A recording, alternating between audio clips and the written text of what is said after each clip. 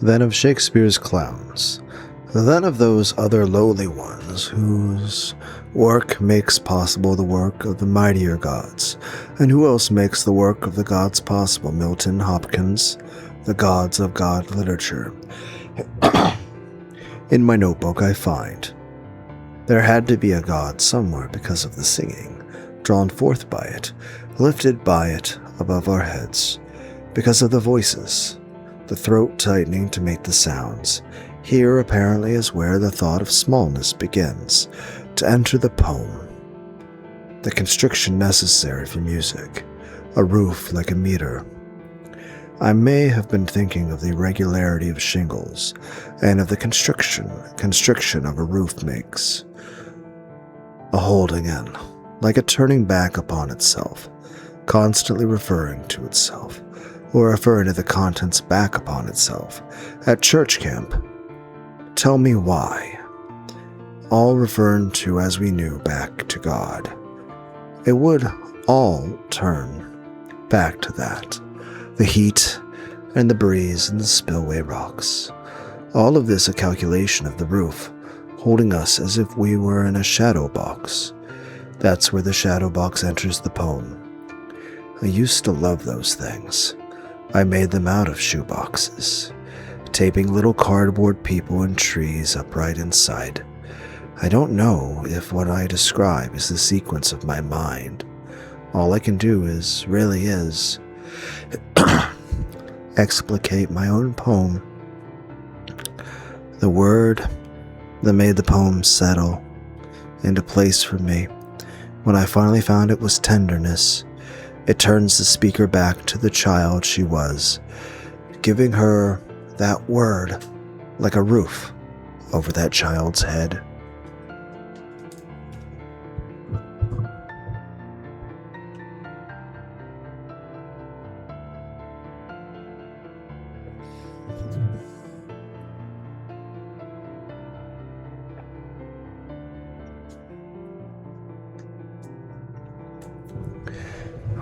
Born on the eastern shore of Maryland,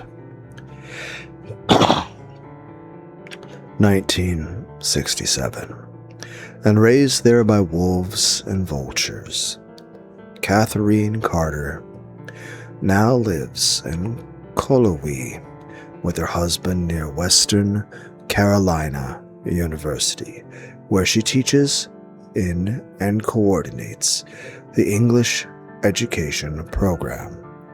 Her first book, The Memory of Gills, LSU 2006, received the 2007 Roanoke Chowan Award from the North Carolina Literary and Historical Association.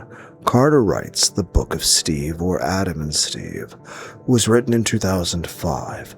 I was an adult before I heard the epigram God made Adam and Eve, not Adam and Steve, which is commonly used as justification for homophobia. It struck me as a strange rationale. It implies that if only Genesis had said that God did make Adam and Steve, that there never would have been any homophobia, and if the book I imagined turned up and were authenticated, the speakers would immediately embrace their gay, lesbian, bisexual, or transgendered fellows with open arms. I probably don't have to add that I don't think that's true, but the idea appealed to me. Why shouldn't there be a Book of Steve? There are creation texts out there that treat animals as significant and don't espouse dominion over the earth. I don't know of any right now that also imply commentary about keeping population size reasonable, or don't focus on heterosexuals, but that doesn't mean they weren't written. This paragraph makes the poem sound very didactic, and maybe it came out that way, but while all that was certainly underneath, it wasn't the sole intent. Poems grow around specifics. So I love the picture of Steve forever in Eden, unchronicled, of the apples being unicorn fodder, of there being some comic side in the sense of happy endings to all this struggle and stress about what the holy books say and what values they do or don't justify.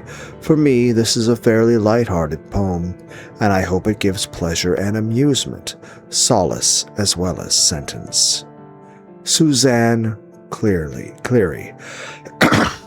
was born in Binghamton,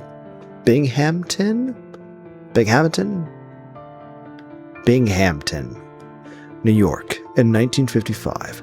Her poetry books are Trick Pair, 2007, and Keeping Time, 2002, both published by Carnegie Mellon University.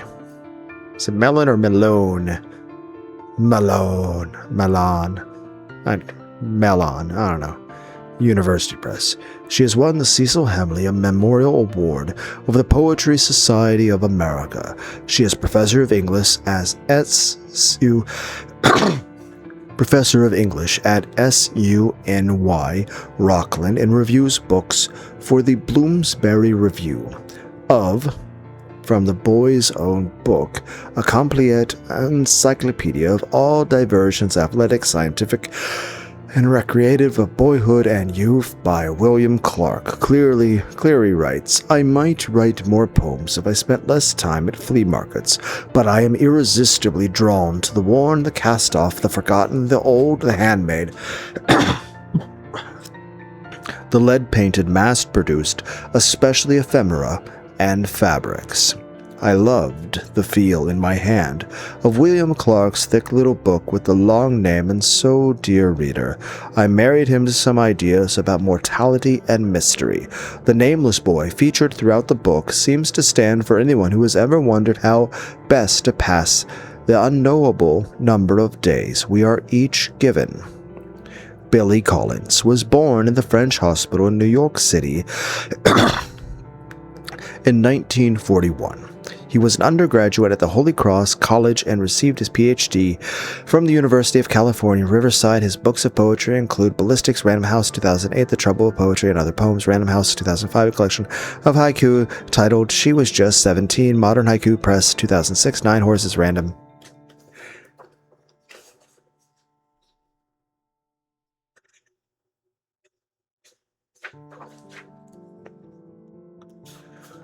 House 2002, Sailing Alone, Around the Room, New and Selected Poems, Random House 2001, Picnic Lighting, University of Pittsburgh Press, 1998, The Art of Drowning, University of Pittsburgh Press, 1995, Any Questions About Angels, William Morrow, 1991, which was selected for the National Poetry Series by Edward Hirsch, and reprinted by the University of Pittsburgh Press in 1999. He is the editor of Poetry. 180. A Turning Back to Poetry. Random House, 2003, and 180 more. Extraordinary Poems for Every Day, Random House, 2005. He is a distinguished professor of English at Lehman College, City University of New York, a frequent contributor and former guest editor of the Best American Poetry series.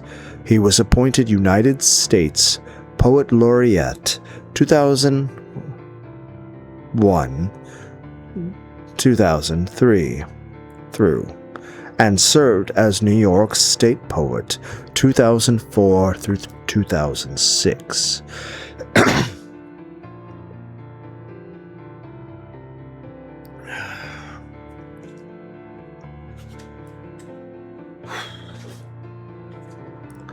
Of the great American poem, Collins writes, proclaiming the superiority of poetry to prose, especially fiction, is a bad habit of mine, and here I have indulged in it again.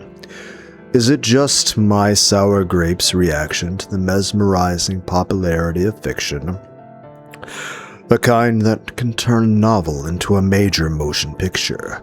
Would I be standing on firmer ground if I cited the antiquity of poetry, its decisively pre-modern origins, its durability, its concision, its freedom from the bonds of social realism, its fastidious occupation of the page? I once tried to conclude a debate on the subject by pointing out that poetry was a bird and prose a potato. A solid closer, I thought. But the discussion dragged on. Sure, the argument may be endless and even pointless, but in the great American poem, I am trying again to have the last word. To that end, the intimacy and the mysteriousness of poetry is privileged over the novel's unusually unavoidable vulgarity, sex, violence, as well as the blatant stimulation of plot. Gee, what's next? The closing image of a field of crickets as the sound of meditative silence is one I once heard from the hipster guru Robert Hall on a visit to his lair in Todos Santos, Mexico.